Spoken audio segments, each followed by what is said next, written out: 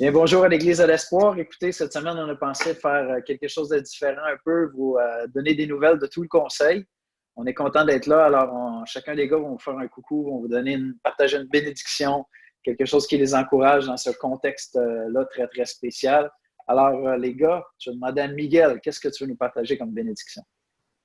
Bien, simplement vous partager que dimanche aujourd'hui, donc dimanche de cette semaine, il y a notre petit groupe, il y en a plusieurs gens de l'Église qui sont impliqués dans un petit organisme communautaire qui s'appelle la Société agriculture urbaine de Longueuil. Donc, il y a plusieurs gens d'Église qui font partie de ce groupe-là. Il y a des non-croyants, donc c'est un organisme vraiment dans le quartier. Et on organisait cette semaine, le dimanche, des ventes de plants, de légumes et également de herbes, d'épices. Et ils ont vendu pour pratiquement 1000 $ de plans directement des gens de la communauté. Donc, ça faisait beaucoup penser un peu à l'expérience que Yannick nous parlait ce matin dans l'exposé, à travers nos bonnes œuvres, comment être des acteurs de grâce dans un temps de pandémie, d'une certaine manière. Et ça m'a simplement un clin d'œil pour vous montrer que oui, c'est possible, malgré le confinement, de faire de belles choses dans notre quartier pour les gens et avec un souci de grâce par rapport à la gloire de Dieu. Amen, c'est super. Joël. Ben moi, c'est dans le fond, avec le confinement, on a dû adapter un peu les différentes activités qu'on avait déjà prévues. Une de celles-là était le cours de membres.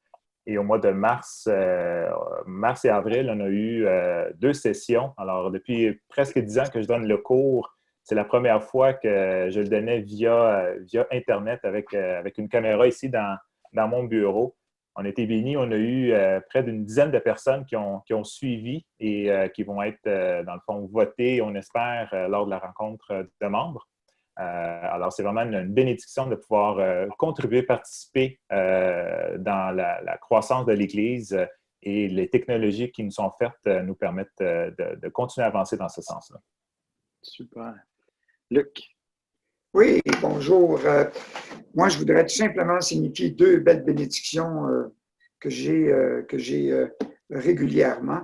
Dans un premier temps, comme vous savez, pour les gens avec qui je fais les appels, c'est tout un privilège de pouvoir vous appeler.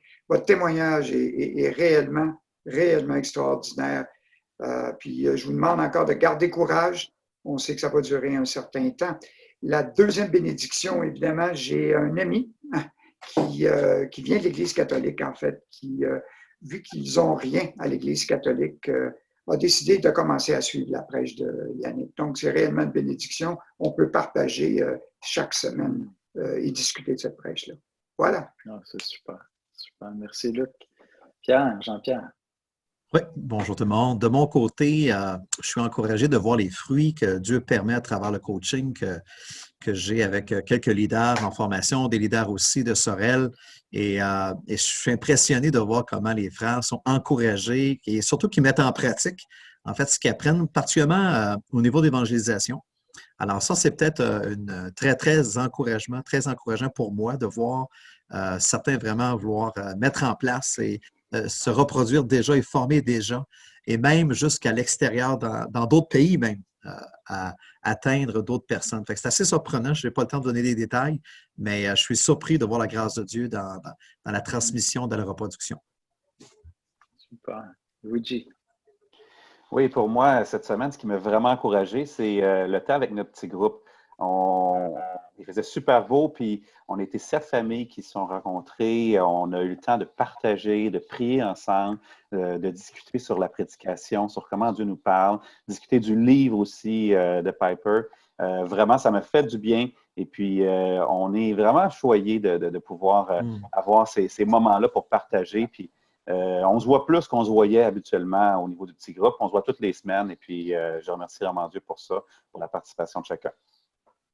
C'est excellent, ça. Michel? Ben, je remercie le Seigneur pour l'époque où on est. On est une époque très technologique. Des fois, ça peut être négatif, mais là, dans notre situation, ça nous permet de nous parler, que ce soit par téléphone, par vidéo. On a accès à plein de livres, autant électroniques que par l'Internet. Fait que les nouvelles vont vite. On peut avoir le service en ligne. Bon, c'est pas l'Église à proprement parler, mais au moins, ça nous permet d'être connectés d'une certaine façon. Puis je peux vraiment remercier Jésus pour ça. Basile.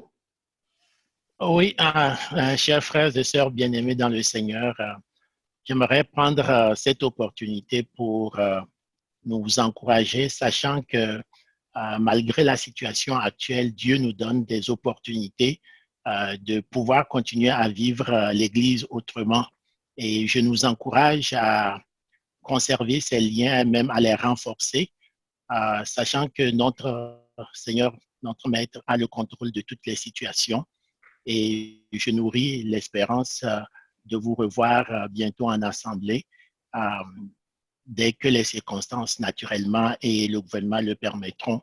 Et je nous exhorte surtout à rester connectés avec la parole de Dieu et à redécouvrir Romains 8 qui nous donne cette certitude que rien ne peut nous séparer de l'amour de Dieu manifesté en Jésus-Christ. Shalom, bien-aimé.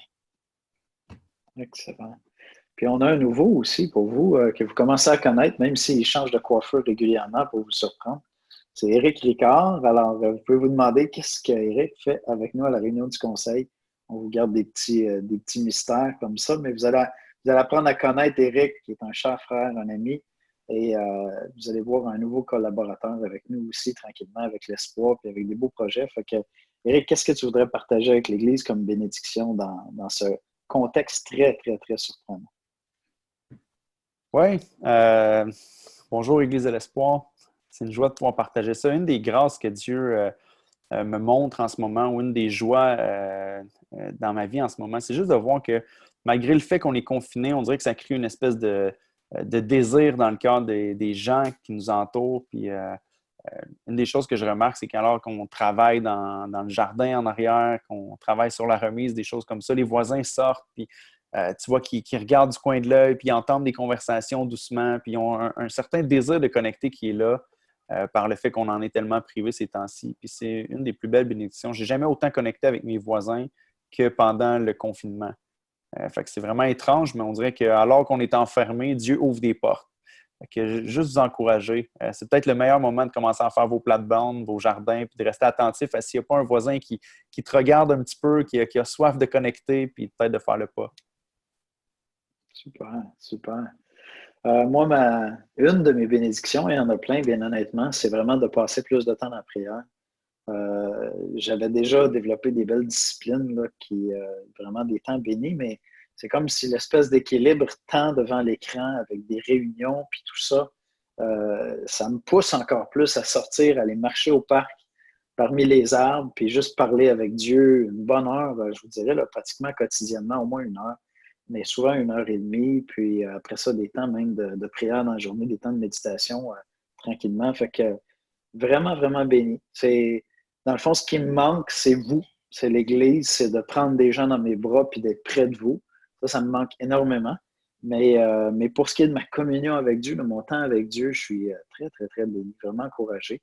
Fait que Dieu continue à prendre soin de nous. On a hâte de vous retrouver.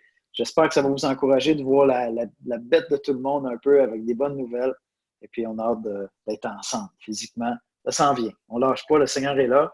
Puis, on prend soin les uns des autres de toutes sortes d'autres manières. Fait que, à très bientôt.